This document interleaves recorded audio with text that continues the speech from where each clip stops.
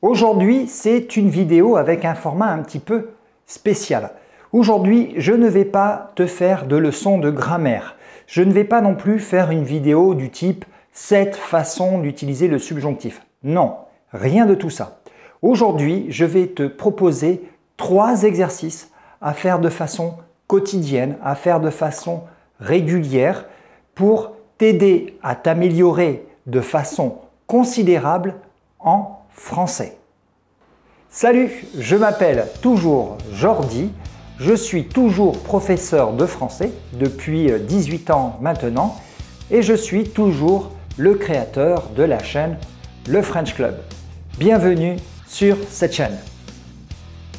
Mais avant de continuer cette vidéo, je veux que tu sois convaincu d'une seule chose, c'est que la prononciation, c'est comme la grammaire, c'est comme les conjugaisons, c'est comme le vocabulaire, c'est quelque chose qui se travaille. Si tu es convaincu de ça, si tu es convaincu que tu peux encore améliorer ta prononciation du français, eh bien on peut continuer ensemble et moi je vais te montrer comment tu vas faire tout de suite après le générique.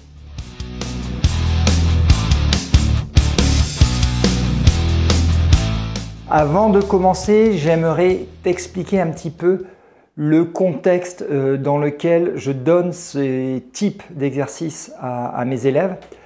Très souvent, à la fin d'un cours, j'ai des élèves qui viennent me voir pour me dire « Jordi, qu'est-ce que je peux faire pour améliorer ma prononciation ?»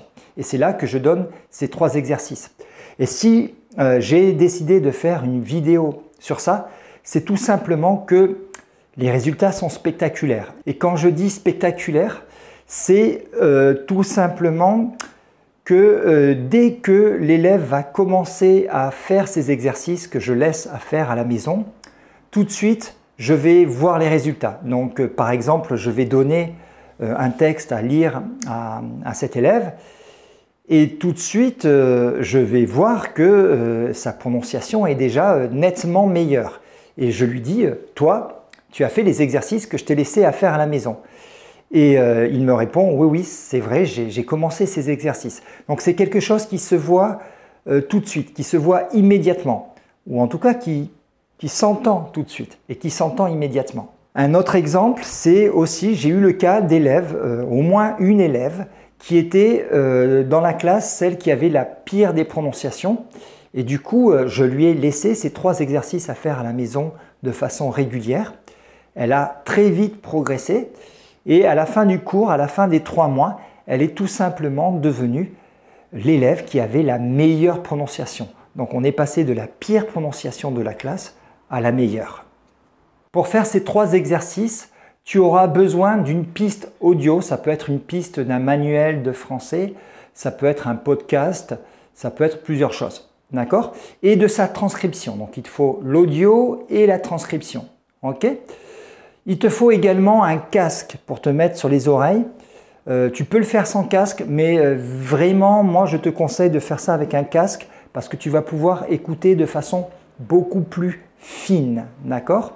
Cette piste audio peut être aussi bien une conversation qu'un monologue. Les deux sont possibles. D'accord? Et elle doit durer toujours entre 30 secondes et 1 minute. Pas plus, pas moins. Donc il y a 3 exercices et il faut absolument faire ces exercices dans l'ordre, d'accord? L'ordre est vraiment très important, il faut respecter l'ordre. Le premier exercice, c'est tout simplement que tu vas mettre le casque et tu vas écouter plusieurs fois ce document. Et quand je dis plusieurs fois, c'est plus de 3 fois, peut-être 4 fois, 5 fois, 6 fois, ça c'est toi qui vois, d'accord? Quand tu vas écouter, tu vas te concentrer sur 2 choses. Le sens, parce que ça c'est important, mais aussi et surtout, tu vas écouter, tu vas te concentrer sur vraiment tous les petits détails de la prononciation. Tu vas essayer d'écouter les sons spécifiques, à quel moment la voix monte, à quel moment elle descend, à quel moment la personne choisit de respirer, tous ces petits détails. Finalement, tu vas écouter ceci comme si c'était une musique. Une fois que tu as fini, tu peux reposer le casque et passer à l'exercice suivant. Donc on est d'accord que sur ce premier exercice, tu écoutes, mais surtout tu ne lis pas, d'accord? Il ne faut absolument pas lire. Et donc une fois que tu as terminé cet exercice, tu peux te prendre une pause de 5 minutes, tu vas te faire un café, un thé et tu reviens et tu peux commencer le deuxième exercice. Le deuxième exercice est exactement la même chose, tu remets le casque et tu vas écouter plusieurs fois et tu vas lire en même temps. Cette étape est très importante parce que ça te permet de coller une image sonore, un son, à une graphie, c'est-à-dire que chaque mot écrit correspond à un son ou à une série de sons. Okay? Et là aussi, encore une fois, tu vas l'écouter 4, 5, 6 fois. Le plus de fois sera le mieux. Donc on écoute bien et on lit en même temps. Alors normalement, une fois que tu as fait les 2 premiers exercices, tu as écouté tellement de fois ce document audio que même quand tu arrêtes et que tu enlèves le casque, le document résonne encore dans ta tête. C'est exactement la même chose que quand tu as écouté une musique plusieurs fois et que tu n'arrives pas à enlever la musique de ta tête. C'est la même chose. Avant de passer au 3e exercice, tu peux prendre une petite pause de 5 minutes. Pour ce 3e exercice, tu vas remettre le casque et cette fois-ci, tu vas écouter phrase par phrase. Tu vas segmenter le document par phrase. Et après chaque phrase, tu vas marquer une pause et là, tu vas pouvoir répéter. Tu vas répéter en essayant d'imiter au maximum le locuteur, en essayant d'imiter au maximum la personne qui parle, d'accord? En essayant de reproduire les mêmes sons avec les mêmes intonations montantes et descendantes, d'accord? Ça, c'est vraiment très important. Et là aussi, tu vas devoir répéter cette opération 4, 5 fois, en tout cas plusieurs fois, d'accord? Souvent, les élèves qui veulent travailler seuls chez eux la prononciation commencent directement par ce 3e exercice. Le problème, c'est que s'ils n'ont pas fait les exercices 1 et 2 préalablement, ils n'ont pas suffisamment écouté.